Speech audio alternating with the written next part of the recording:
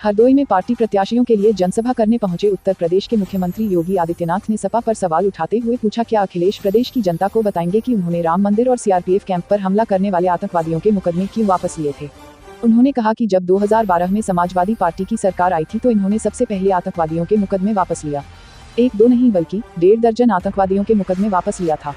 मैं आज समाजवादी पार्टी के मुखिया से पूछना चाहता हूं कि उनको जनता की अदालत में स्पष्टीकरण देना चाहिए कि उन्होंने किस हैसियत से उत्तर प्रदेश और देश की सुरक्षा के लिए घातक बने आतंकवादियों के मुकदमों को वापस लेने का दुस्साहस किया था। आखिर सपा को आतंकियों से इतनी हमदर्दी क्यों है। योगी आदित्यनाथ और प्रधानमंत्री नरेंद्र मोदी ने आतंकवादियों से समाजवादी पार्टी के संबंधों का जो मुद्दा उठाया है उसकी सच्चाई है कि अखिलेश सरकार ने जिन 14 मामलों को वापस लिया था उनमें लखनऊ के 6 और कानपुर के 3 मामले थे। इसके अलावा वाराणसी, गोरखपुर, बिजनौर, रामपुर और बाराबंकी का एक मामला था। 5 मार्च 2013 को वाराणसी के जिस मामले को वापस लिया गया था वह 7 मार्च 2006 में संकट मोचन मंदिर एवं रेलवे स्टेशन कैंट पर हुए सिलसिलेवार बम धमाके से जुड़ा था। हालांकि अदालत ने सरकार की मुकदमे वापस लेने की अर्जियों को खारिज कर दिया था। प्रधानमंत्री नरेंद्र मोदी ने आज कहा कि आज हमारा ध्यान पर्यटन उद्योग, ड्रोन उद्योग, एनिमेशन और कार्टून उद्योग, रक्षा उद्योग पर है। एनिमेशन, विजुअल इफेक्ट्स, गेमिंग और कॉमिक सेक्टर के विकास के लिए टास्क फोर्स के गठन से काफी मदद मिलेगी। आज tourism industry, drone industry, animation और कार्टून इंडस्ट्री, डिफेंस इंडस्ट्री, ऐसी इंडस्ट्री पर हमारा बहुत अधिक फोकस है। इन सेक्टर्स से जुड़े मौजूदा उद्योगों और स्टार्टअप के लिए हमें ट्रेन मैन पावर की आवश्यकता है। एनिमेशन, विजुअल इफेक्ट, गेमिंग और कॉमिक, इस सेक्टर के विकास के लिए टास्क फोर्स का गठन इसमें बहुत मदद करने वाला है। इसी तरह अर्बन प्लानिंग और डिजाइनिंग देश की जरूरत भी है और युवाओं के लिए अवसर भी है। आजादी के अमृत काल में भारत अपने अर्बन लैंडस्केप को ट्रांसफॉर्म करने की तरफ तेजी से बढ़ रहा है। इसलिए AICTE जैसी संस्थानों से देश की ये विशेष अपेक्षा है कि इससे जुड़ी पढ़ाई और ट्रेनिंग में निरंतर सुधार हो। प्रधानमंत्री नरेंद्र मोदी ने कहा, आज विश्व मातृभाषा दिवस भी है। मातृभाषा में शिक्षा का संबंध बच्चों के मानसिक विकास से है। कई राज्यों में क्षेत्रीय भाषाओं में चिकित्सा और तकनीकी शिक्षा का शिक्षण शुरू हो गया है। आज विश्व मातृभाषा दिवस भी है। मातृभाषा में शिक्षा बच्चों के मानसिक विकास से जुड़ी है।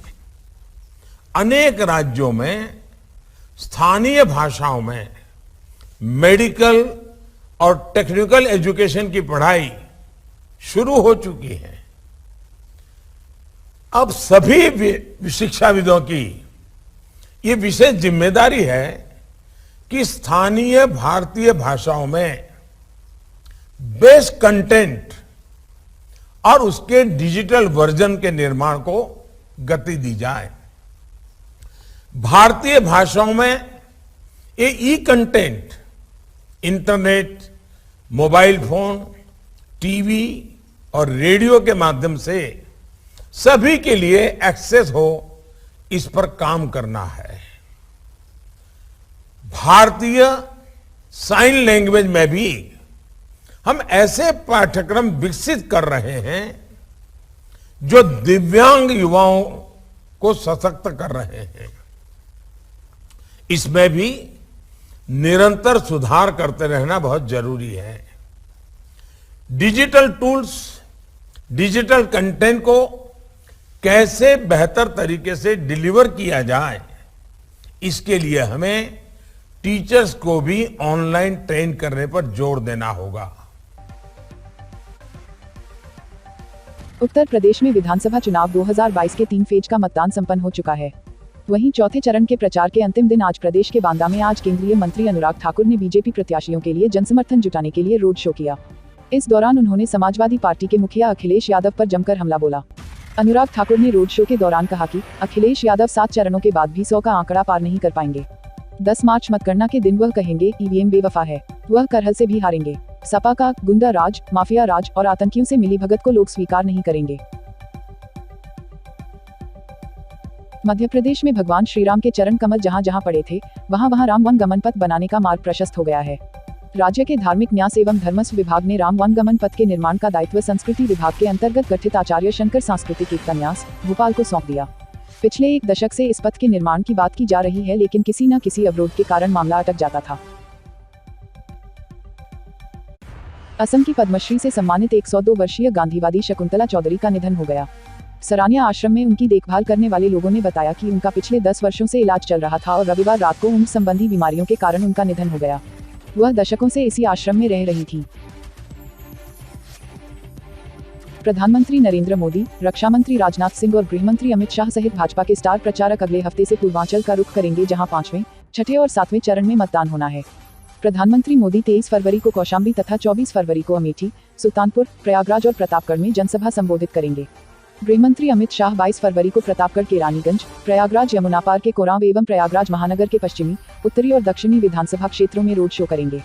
रक्षा मंत्री राजनाथ सिंह का 24 फरवरी को जौनपुर, गाजीपुर, 4 मार्च को भदोही और वाराणसी, भाजपा अध्यक्ष जेपी नड्डा का 22 फरवरी को प्रयागराज, 23 फरवरी को प्रतापगढ़ और वाराणसी सहित 30 बीजेपी नेता 5 मार्च तक चुनावी रैलियां करेंगे। बिहार के पूर्व सीएम और राष्ट्रीय जनता दल सुप्रीमो लालू प्रसाद यादव समेत 38 दोषियों की सजा का ऐलान हो गया है। लालू यादव को कोर्ट ने इस मामले में 5 साल की सजा दी है और 7 लाख रुपये का जुर्माना लगाया है। पिछले सोमवार को कोर्ट ने झारखंड में डोरंडा कोषागार से 139.35 करोड़ रुपए की अवैध निकासी से संबंधित 5वें चारा मामले में सीबीआई कोर्ट ने लालू समेत अन्य आरोपियों को दोषी करार दिया था। कोरोना वायरस शुरू से ही अपनी रूप बदलता रहा है। इसके कई वेरिएंट जैसे डेल्टा और ओमिक्रॉन लोगों को देखने को मिले हैं, लेकिन अब वैज्ञानिक एक ऐसी वैक्सीन बना रहे हैं जो इस बीमारी के सभी वेरिएंट में असर करेगी। इस वैक्सीन को यूनिवर्सल वैक्सीन कहा जा रहा है। लखीमपुर खीरी में गाड़ी से कुचलकर किसानों की हत्या मामले में आरोपी आशीष मिश्रा की जमानत के खिलाफ सुप्रीम कोर्ट में एक और याचिका दाखिल की गई है। इस घटना में 8 लोगों की मौत हो गई थी। आशीष मिश्रा केंद्रीय गृह राज्य मंत्री अजय मिश्रा टेनी का बेटा है।